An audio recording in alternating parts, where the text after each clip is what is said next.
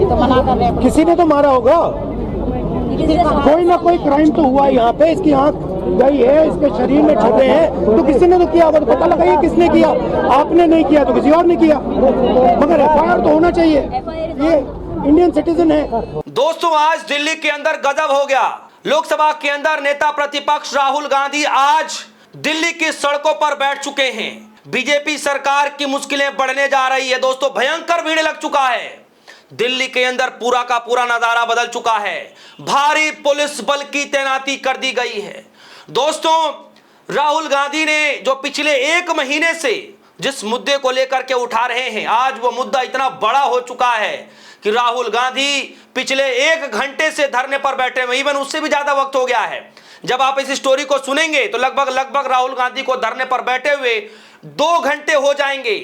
आप सोचिए, 2 घंटे से जो व्यक्ति दिल्ली की सड़कों पर धरने प्रदर्शन पर बैठ जाए, वो भी एक लड़के को न्याय दिलाने के लिए, वो भी उन छात्रों को न्याय दिलाने के लिए जिन छात्रों के साथ बर्बरता की गई थी 20 जुलाई के दिन। जी हां दोस्तों, दिल्ली के अंदर जो संसद, जो मार्ग है, पुलिस स्टेशन, थाने के अंदर राहुल गांधी जिद पर बैठ चुके हैं। कह रहे हैं कि जब तक एफआईआर नहीं तब तक हम उठेंगे नहीं।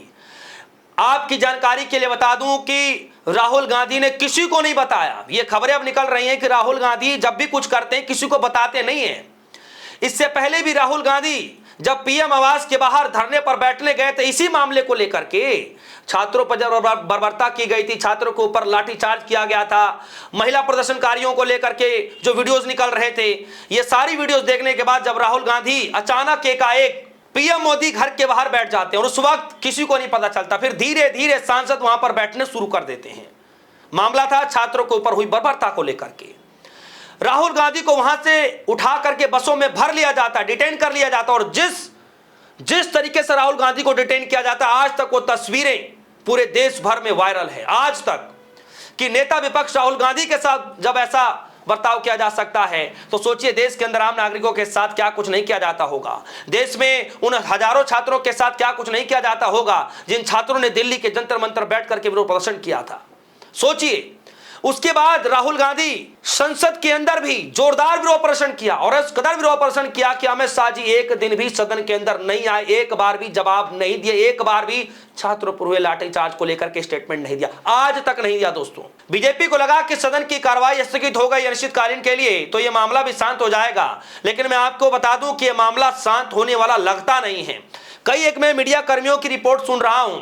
मीडिया कर्मी, जो बड़े बड़े मीडिया कर्मी, वो ये कह रहे हैं कि मालूम यह पड़ता है कि राहुल गांधी बहुत आसानी से यहां से उठने वाले नहीं हैं। राहुल गांधी मीडिया कर्मियों से बातचीत करते हुए कह रहे हैं कि एफआईआर तो करना होगा एफआईआर, और यह बताना होगा कि किसके इशारे पर, या तो अमित शाह जी के इशारे पर हुआ, भी किसके इशारे पर हुआ है। अमित शाह को जवाब देना पड़ेगा, दिल्ली पुलिस को जवाब देना पड़ेगा कि यह जो साहिल नाम का एक व्यक्ति है, जो लड़का है, जो इसको गंभीर चोट आई है, इसके पीछे किसका हाथ है, किसका आदेश है, यह बताना पड़ेगा। और बात सिर्फ एक साहिल की नहीं है, बात सिर्फ उस लड़के की नहीं है जिसके साथ राहुल गांधी धरने पर बैठे हैं, बात उन युवाओं के भी है, उन महिलाओं प्रदर्शनकारियों को लेकर के भी है जिन लड़कियों के साथ बर्बरता किया गया। एक वीडियो निकले हुए हैं। और आपको मैं बता दूं, दिल्ली के अंदर जिस थाने में, जो संसद मार्ग वाला जो थाना है, उस थाने में जब राहुल गांधी बैठे हैं, कांग्रेस पार्टी के बड़े से बड़े वरिष्ठ नेता वहां पर पहुंचना शुरू कर रहे हैं। खबरें आ रही हैं कि दिल्ली के अंदर जितने भी कार्यकर्ता हैं, जमावड़ा लगना शुरू हो चुका है, भयंकर भीड़ जमा हो गई है। दूसरी तरफ भारी पुलिस बल की तैनाती भी कर दी गई है, सड़कें जाम कर दी गई हैं। जी हां, ये आज की तस्वीरें। अब जरा देखिए जो तस्वीरें किस तरीके से निकल कर आ रही हैं, कांग्रेस पार्टी क्या कुछ कह रही है, वो सब कुछ मैं आपको बता दूं। कांग्रेस पार्टी ने कहा, the voice of people is here fighting for you. Amit Shah और उनकी दिल्ली पुलिस दोषियों को बचा नहीं सकती, एफआईआर दर्ज करो, साहिल को न्याय दो।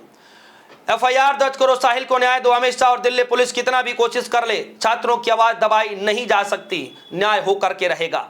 अन्याय के खिलाफ जननायक, छात्रों पर बर्बरता करने वाले बच नहीं सकते, न्याय तो हम ले करके रहेंगे। छात्रों पर पैलेट चलाने वाले ऑर्डर किसने दिया? अमित शाह और दिल्ली पुलिस को जवाब देना होगा।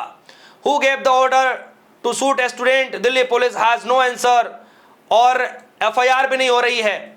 यह बात राहुल गांधी कह रहे हैं, जिसके चलते डीसीपी ऑफिस के बाहर ही धरने पर बैठे हुए हैं। और ये जो नजारा आप देख रहे हैं दोस्तों, गजब का नजारा है।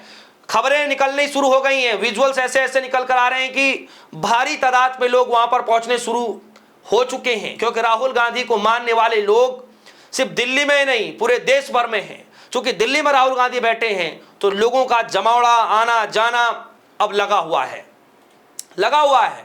सिर्फ समर्थकों का ही नहीं, बल्कि जो टॉप के बड़े लीडर हैं, कांग्रेस पार्टी के जो बड़े लीडर हैं, सलमान खुर्शीद, कुमारी शैलजा और पवन खेरा, जयराम रमेश, बड़े बड़े जो टॉप के लीडर हैं, केशव वेणुगोपाल, ये सब कह रहे हैं कि हम भी धीरे धीरे जाएंगे और जैसे ही राहुल गांधी का आदेश आएगा हम तुरंत वहां पहुंचेंगे। और खबरें निकल कर आनी शुरू हो गई दोस्तों, अपडेट आनी शुरू हो गई कि बड़े बड़े लीडर वहां पे पहुंचना शुरू भी कर चुके हैं। नेता कह रहे हैं कि जैसा राहुल गांधी का आदेश होगा हम वैसे करने को तैयार हैं, लेकिन छात्रों पर हुई बर्बरता के खिलाफ हम लगातार इसी तरीके से लड़ाई लड़ते रहेंगे।